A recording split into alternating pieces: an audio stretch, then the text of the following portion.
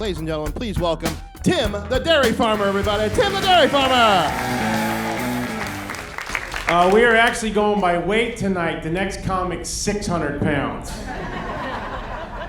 We're going to lower him in here like Pizza the Hut. So, how are we? Good. Thanks for coming out. My name's Tim. Thank you. Appreciate that. My day job, I'm a dairy farmer. Thank you again. Bunch of lactose intolerant, non-cheese eating vegans. Any vegans? Too weak to raise your hand? Just. Am I talking too fast for this section already? I ran into a vegetarian this week with my truck. I was at the Culver's and I was like, you know what you get when you hit a vegetarian with your truck? Coleslaw. All right, so I'm a farmer. Some people think I'm a redneck. Some people call me a hillbilly. I'll tell you the difference. I'm a farmer. I have a truck parked in front of my house. A redneck, he's got a truck on blocks parked in front of his house. And the hillbilly, truck on blocks, is his house. So,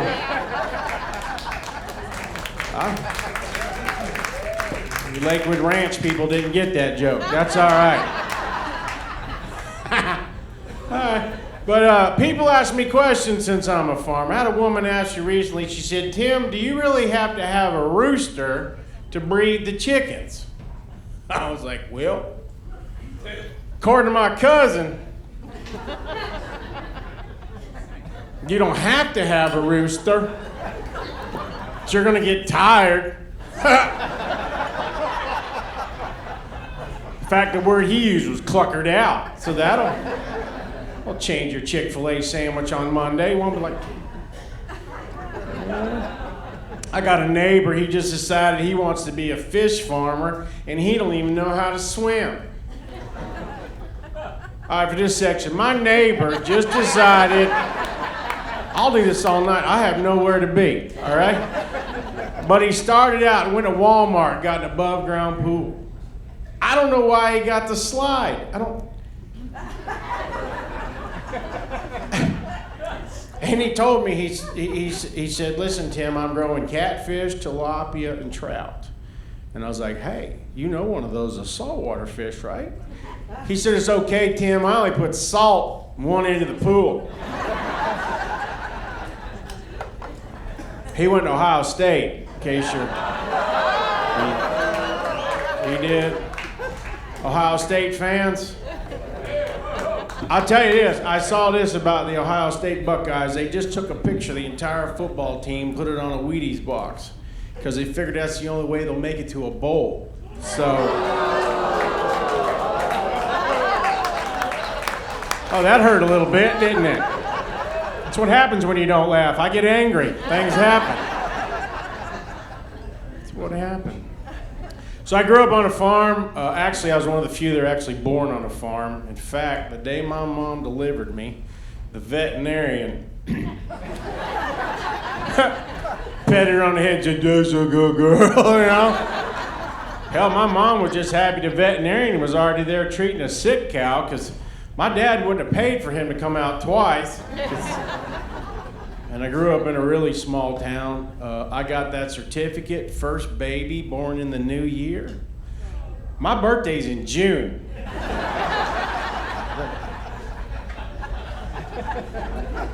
Some of you aren't going to get any of these jokes tonight. I can feel it. I don't know. I was the youngest of 6 kids. The other 5 starved to death. I had 4 chubby sisters, 1 skinny brother. So guess where my hand-me-downs came from, all right? A 7-year-old boy should know before he gets to the urinal that his new pants unzip in the back. And my mom used to say, listen, Tim, nobody will notice that your sweater button's on the wrong side. No, Mom, what about the butterfly bedazzled on the back, all right? That's what people at Ohio State wear. I don't know. That's 2. All right. But my mom homeschooled all of us. That was until my brother got held back twice. Now he's a politician. But my mom would take us to yard sales to teach us supply and demand. And occasionally she'd buy us board games from a yard sale. I don't know if any of y'all ever got a board game. What I'm trying to say, I don't know if you've ever tried to play Hungry Hippo with 1 marble. It's like,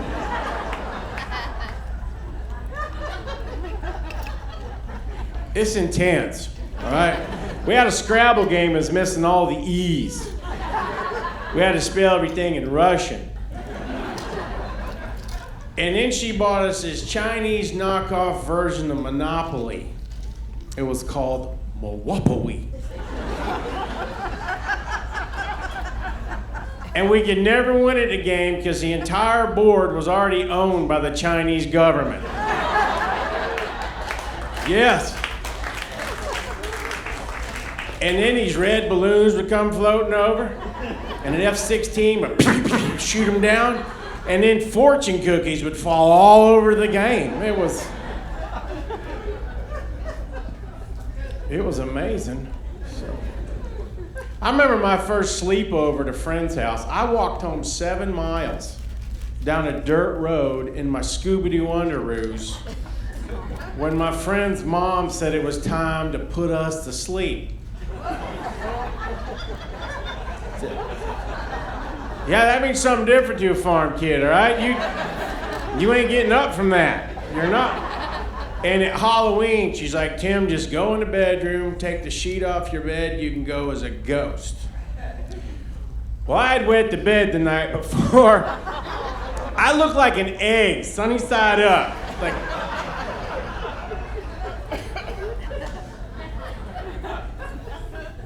go away, fat kid, go away. So, I learned this from my brother. I don't care how much your brother double dog dares you, don't ever pee on electric fence. No, my sister did it, she got a scar. Some of you ain't getting that joke, I can tell that right now. But to this day, I still use her as a Wi-Fi hotspot. I'm like,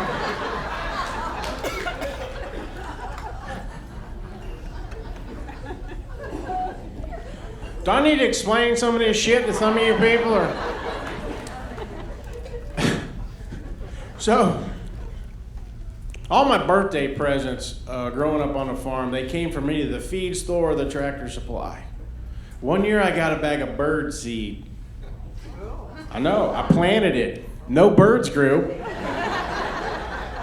And if you didn't get that joke, you should probably leave at this point, all right? But one year they got me a pogo stick, and let's just say that any toy that tries to defy gravity, not the friend of a fat kid, all right? I got to use it twice. I went up, I went down. Had to have surgery. We lived on a gravel road. My dad got us a slip and slide. I know, you know what it's like at 30 mile an hour to lose a nipple? Just pink. Thank God I had 2 more, you know? It's because I grew up on well water. If you're not familiar with well water, that's when they drill a hole right next to the septic tank. Yeah, and then they pump that out and the whole family drinks it, and seriously, there was so much lead in the water that we grew up on, I would go deer hunting with squirt guns. 2 of you, thank you. Thank you for getting that joke. My God. There was so much heavy metal in the water, when you turn on the kitchen sink, you could hear AC/DC. Yeah. I ran through the yard sprinkler and got shrapnel. Just. I had to ride a country school bus on a gravel road. I don't know if any of y'all ever rode a country school bus on a gravel road, but it is bumpy, all right? Like, we had 3 or 4 assigned seats because we never knew where we were going to end up. Just I'll tell you how bumpy it was. There was a kid in my class that stuttered. The only time you could have a conversation with him was on the bus. It's like, I understand you now.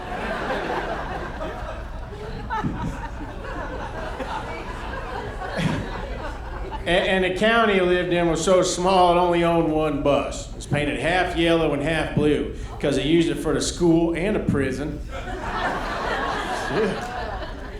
You didn't want to fall asleep on that bus. Hell, wake up in shackles.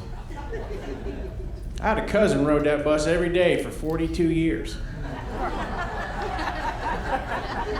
Now he's a professor at Ohio State. So, that's 3.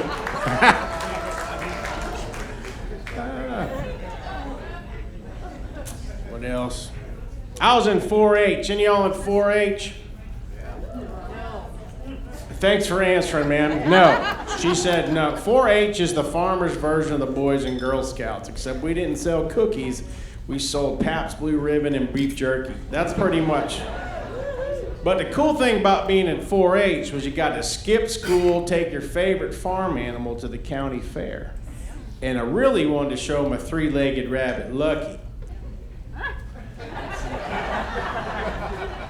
I am really evaluating my comedy career at this point.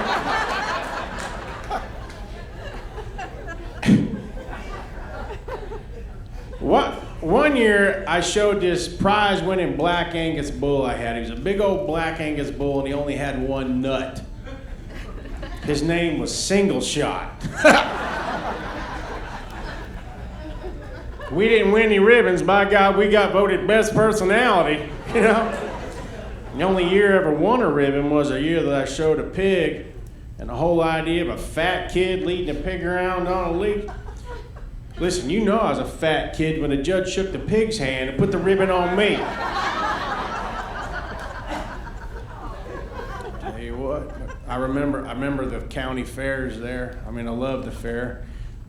It was actually at the fair that I experienced my first kiss with a girl. Yeah. But what is it about I remember getting on the Ferris wheel. You know, what is it about that Ferris wheel? You look over at the guy running it.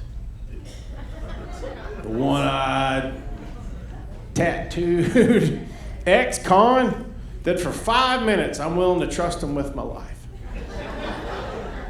Outside that fence, I wouldn't let that son of a bitch oil the chain on my bike. But apparently when I'm 250 feet in the air swinging a basket, I'm pretty sure Winky can concentrate on all the bolts.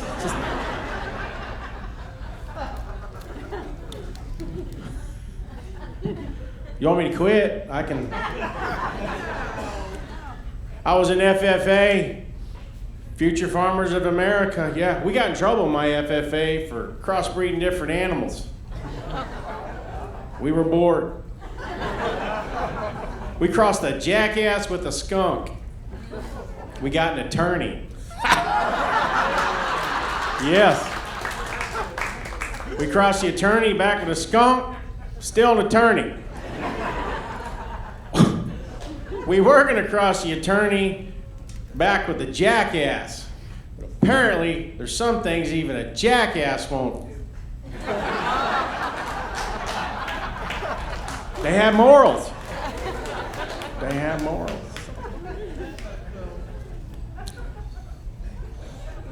Any questions thus far?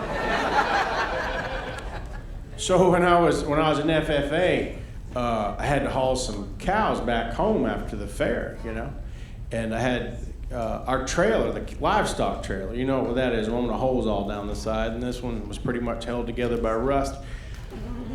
But I had cows in the back of this thing, and let's just say that being cows, they will deposit what they will where they may. And I'm telling you people, at the speed of 62 miles an hour, the terminal velocity of cow manure hurling out the side of that trailer will plaster the entire windshield of a highway patrol vehicle. Too bad he was on a motorcycle, you know? I know, he wrote me a ticket. It was my cousin, the deputy. He wrote me a ticket. I'm like, really, man? You're the one driving shit-faced. What?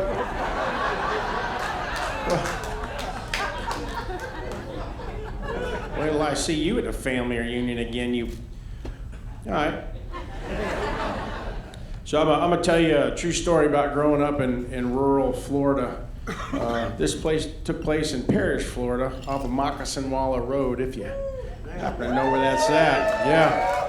So at the time, I was 18, right out of high school, first summer out of high school, and it was a Friday night. And I was doing what every underage drinking kid in rural America does. I was on a 30-mile round trip to the only place in 3 counties that would sell me beer. Doesn't surprise some of you. All right. So at the time, I'm driving a clapped-out Ford Bronco. And for you young people that don't know what a Bronco is, just Google O.J. Simpson. So I'm driving home from the convenience store, and I'm on this 2-lane Moccasin Wallow Road. And I notice the car in front of me kind of pops up, goes off into the ditch. Well, I get up on this car, and I realize that they had just run over a 7-foot alligator. I know. So I walk up, and I notice there's a woman driving, and it's just good country manners where I'm from that if you happen to hit an animal, you get first dibs on the meat. So I walked up to the window, and I knocked on the window, and I said, "Hey, lady, you want the meat?"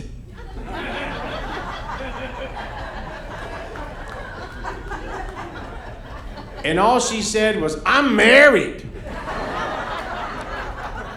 She took off so fast, she hit 2 squirrels. I'm like, sweet. Appetizers, you know? So, if you don't know what Bronco is, it's the original SUV. Front seat, back seat, and then it had an area in the back for things like squirrels and beer, all right? So, the squirrels were in there next to the beer, and I felt like, you know, I put this gator in the back of my Bronco, and I felt like I needed to cover him up. And all I had was an old t-shirt that I had won on spring break. I just flipped it over the top, and I'm like, we're going to freezer camp, buddy. So I get about 5 miles down the road, and I start to hear a noise in the back of my Bronco. And I'm thinking, well, Tim, you just put a dead alligator in the back of your Bronco. And then that's when I had an epiphany. There might be a difference between dead and unconscious. This is a very pivotal point in my life, okay? So I look in my rearview mirror and I see one eyeball suspiciously looking over the back seat. And I hadn't seen anything like that since my prom night.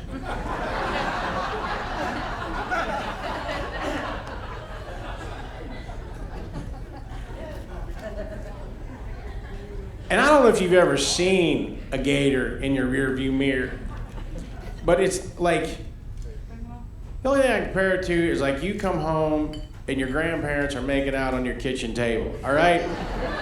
You can't unsee that kind of shit. You can't. So apparently the gator didn't like what he saw either. All of a sudden, he freaks out in the back seat. He does this reptilian jitsu goat yoga, hurls himself up into the back seat. Before I know it, right behind my right ear. So now I'm trying to drive, jump out of a Bronco, and punch a gator. And you might say to yourself, Tim, did you soil your seats? No. Apparently, when you're that scared, your sphincter muscles slam shut. Which came in handy, all right? So I jump out of the Bronco. Bronco's still rolling down the road, and out of nowhere, whoop, whoop, red light, blue light, a highway patrolman snuck up on me, and I'm like, man, this is the first time I've been pulled over walking. And there's a gator in my back seat wearing a Bon Jovi t-shirt, and he's ready to party, you know? So the officer walks up and he said, son, what seems to be the problem? I said, officer, there's a live alligator in the back of my Bronco. And all he said was, huh. Huh. what has this man seen in his career that a live alligator? He said, son, you make a habit of picking up hitchhiking alligators? I said, no, sir, they can't. They don't have thumbs. He said, son, why would you put a live alligator in Bronco? I said, sir, I swear to you, when I put him in there, he was dead, okay?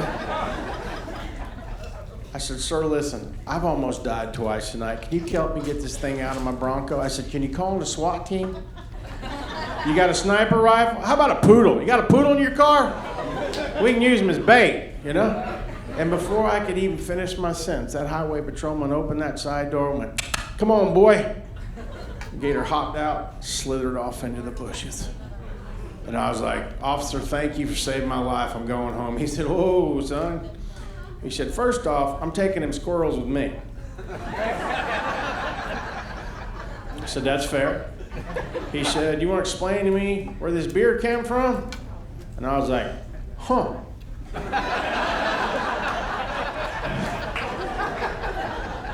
I was like, you need to talk to that gator.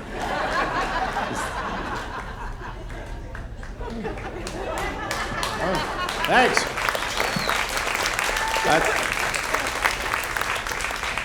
That's the end of that joke, in case you're wondering. So I just got back from Iowa. I was out there for a family reunion. Yeah, and this year we went to the Testicle Festival. Any of y'all been to the Testicle? We had a ball, all right? My granny had 2 or 3 of them in her hand the whole time.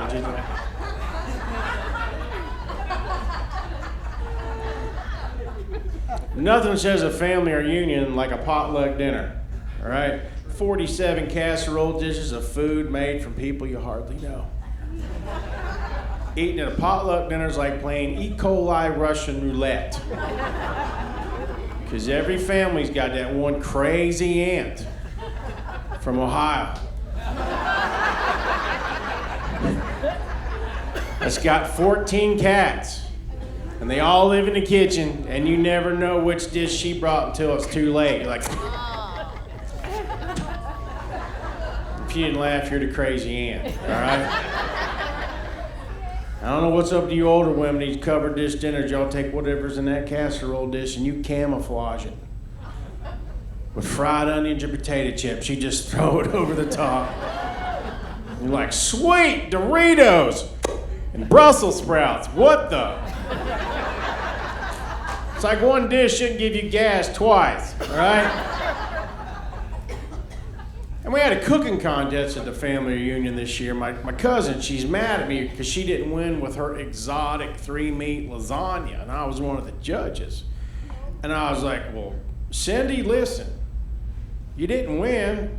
We all know you live on a busy highway.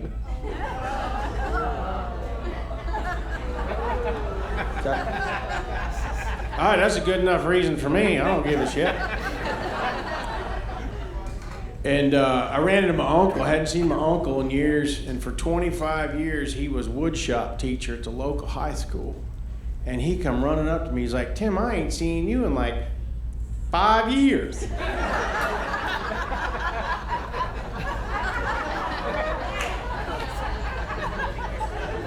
Did any of you get that joke? I don't.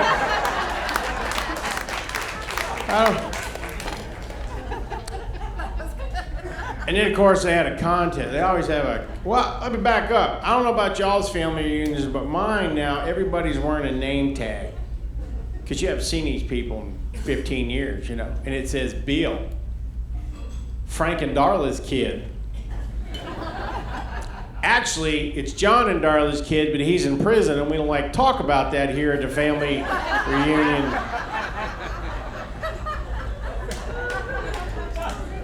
Just me? All right. But they had a contest for the little kids, you know. They let them play their instrument, tell a Bible verse, sing a song, whatever. And my niece, it's my sister's kid. So you know this girl ain't right to begin with. You should meet her, all right? But right now, she's missing these front teeth like her mama. And they let this little girl sing. They let her sing. And I'm pretty sure, best of my ability, she's saying, "Finkle, finkle, fiddle, fart."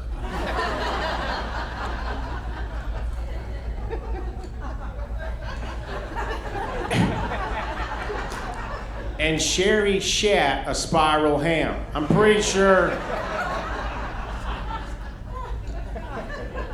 I'm just glad she didn't sing Itsy Bitsy Spider, all right? I'd have had to get it translated. All right. Do you know what a cow with no lips says? Ooh!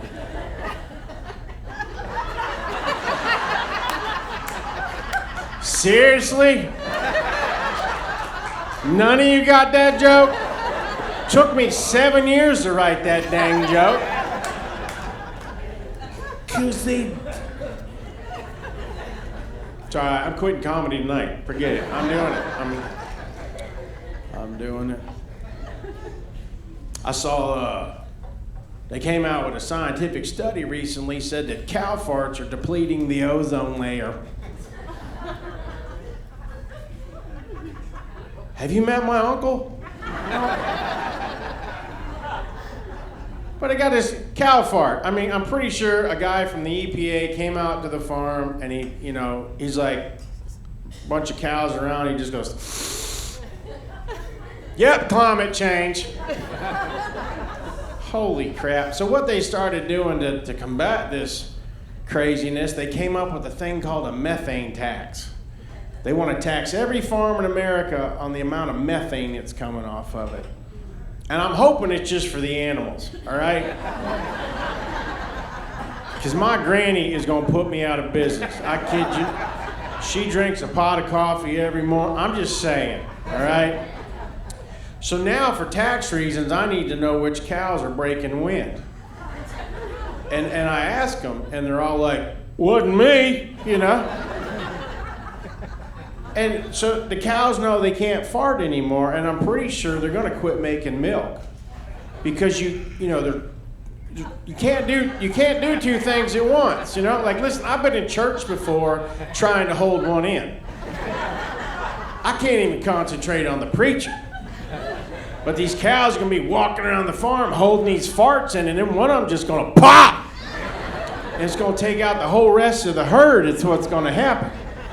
So what I started doing for tax reasons is I started putting baby powder on all my cows' butts. I'm like, I got a lot of cows.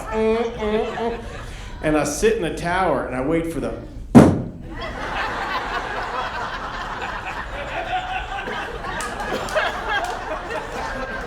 Seriously, 2 weeks ago, my little nephew came out. He's like, "Look, Uncle Tim, it's snowing." You know? And he's making angels in the fart ducts.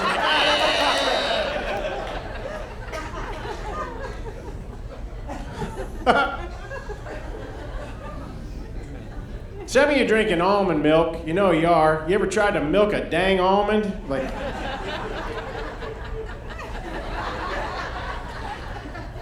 they don't even have udders, for goodness sake. I've never milked an almond. I followed a walnut one time, but that was, can't tell you what I did to an olive, but anyway. Some of you drinking soy milk. I don't know if you know this. Soy milk is made from the soy bean, which is the same bean from which they make ethanol and biodiesel fuel. Huh. I tried soy milk. Every time I farted, it smelled like WD-40. At least the toilet seat doesn't squeak anymore, so that's the little things that count. You know? My granddad was out at the farm here a couple weeks ago, and he's complaining about having chapped lips. He's like, "I got chapped lips, Tim." And I watched him. He walked over to this cow, picked up her tail, kissed her on the ass. I was like, "Grandpa, does that heal chapped lips?" He said, "No, Tim, but it keeps me from licking my lips."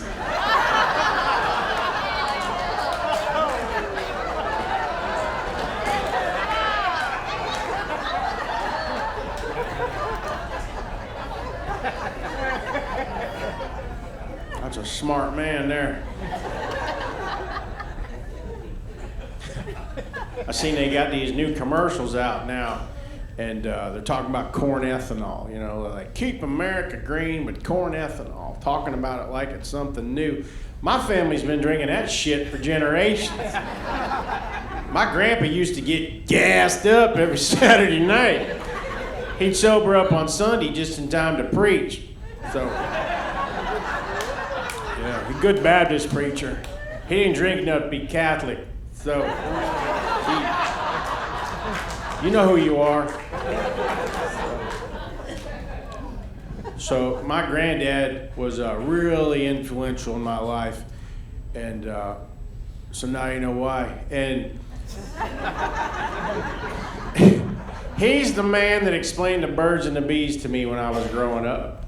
And this is how my granddad explained the birds and the bees to me when I was growing up on a farm. He took me out to the pasture where this bull was riding a cow. And he looked right at me. He said, "Timmy, the only difference is you have to ask first."